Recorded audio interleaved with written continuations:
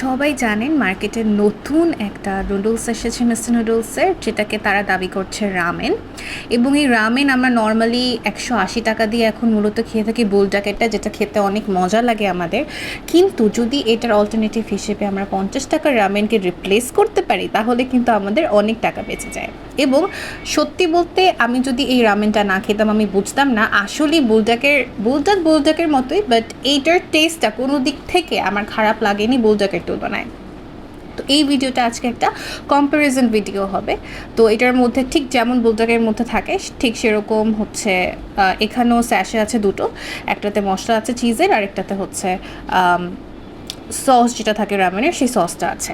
তো এখানে বুলডাকের নুডলসটার সাইজ একটু মোটা হয় এবং প্যাকেটের সাইজের মানে নুডলসের কোয়ান্টিটিটাও একটু বেশি হয়ে থাকে। এটাই খালি তফাৎ লেগেছে।